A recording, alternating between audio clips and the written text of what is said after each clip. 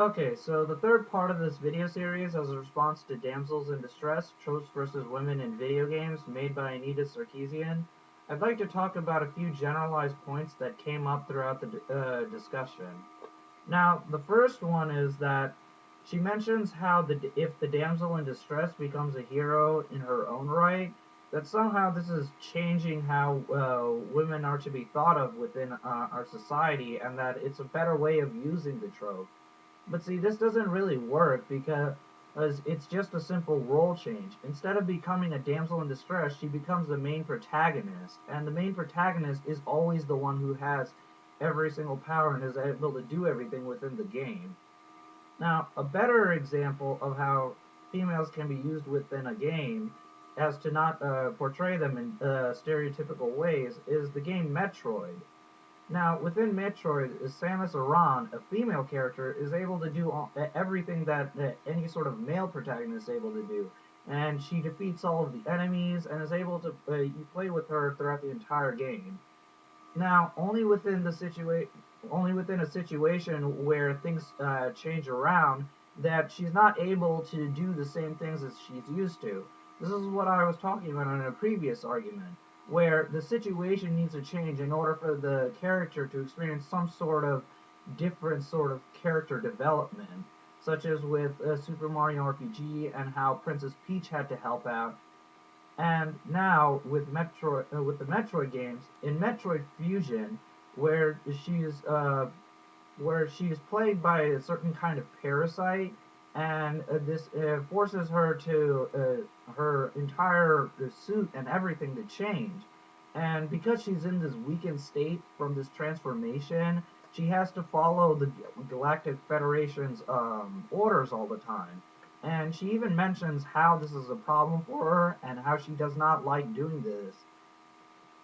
And what this shows is that female characters do have the ability to be the same as male characters, but they have to be portrayed in the correct way. And just by switching around the genders for something does not really work. They have to be the star of their own franchises.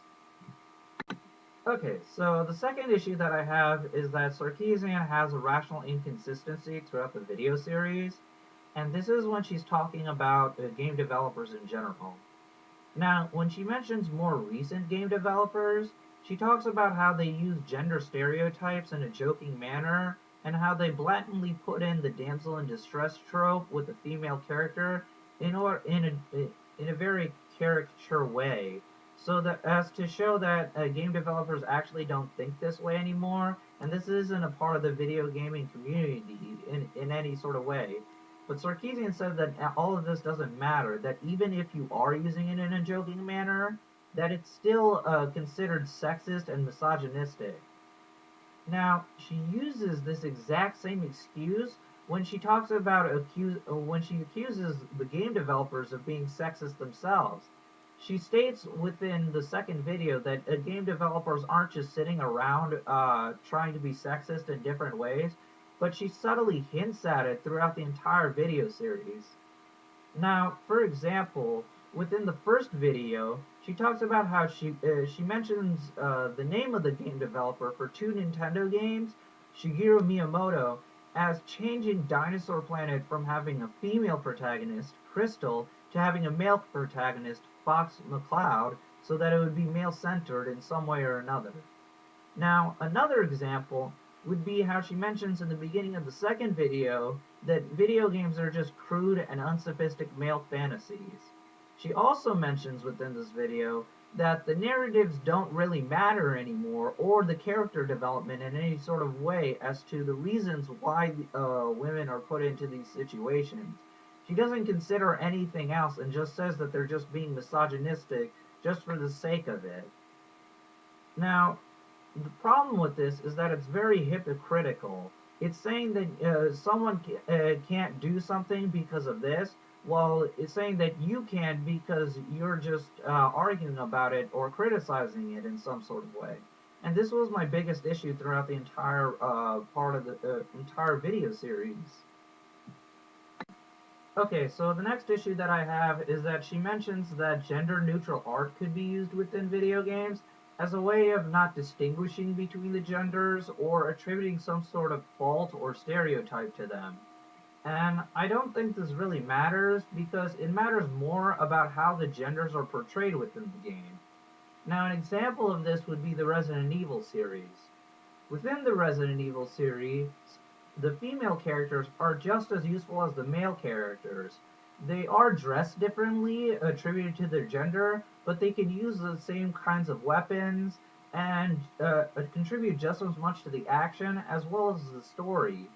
To be even more specific, with Resident Evil 4, most people would think that Leon is forced to always save Ashley in different sorts of situations, and this is the only representation of female character or development that we have within the game. But that's not the case. There is another character named Ada Wong who's just as useful as Leon, contributes just as much to the story, and is also a fan favorite along with Leon.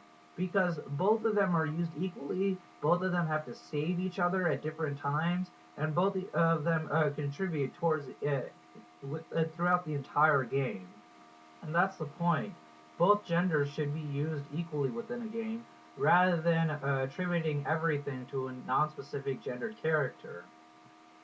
Okay, so the next issue that I have is that she doesn't really acknowledge the sort of demographic that plays video games, which is mostly and been statistically proven to be heterosexual males. Now, I do know she uses herself as an example as the women who play video games, but one person does not speak for the entire group. It doesn't, just because one person plays does not mean that's the majority of people who do play. It's not exactly even in any sort of way as to the number of males that play video games compared to the number of females that play video games. And the thing is, there has been some evidence against her and has shown her on video saying that she doesn't play video games anymore in any sort of way, and that her opinion is sort of biased and that can be shown in different ways. So I feel like I would appreciate the opinion and the analysis from someone who has played video games throughout their entire life and has noticed these sorts of things happening within the games themselves. Now, while I have mentioned a lot of negative things throughout this video series about Anita Sarkeesian's argument for Damsels in Distress, tropes versus women in video games, there are some good things she does mention and that I wish she did focus on a lot more. The first one was the use of violence as a problem solver. She does mention how this is a major issue within our society and that it's even implemented within video games themselves, and that there has to be other ways of doing this besides just using violence for every single issue.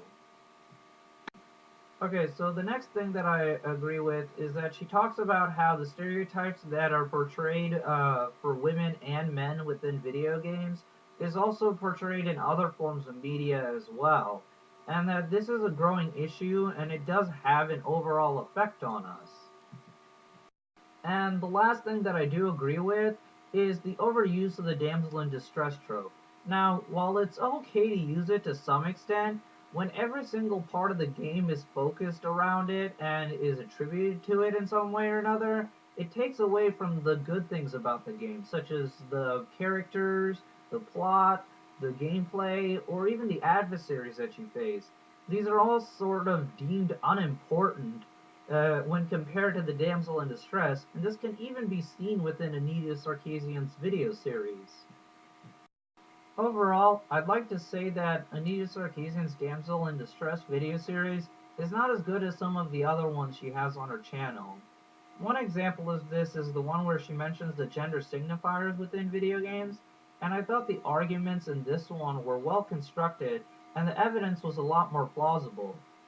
But with such a controversial subject, as well as the fan base behind it, the evidence, the logic, and as well as the analyses have to be on spot in order for people to consider her opinion or the analyses that she has made to the general argument or the general discussion of women and how they're portrayed in video games.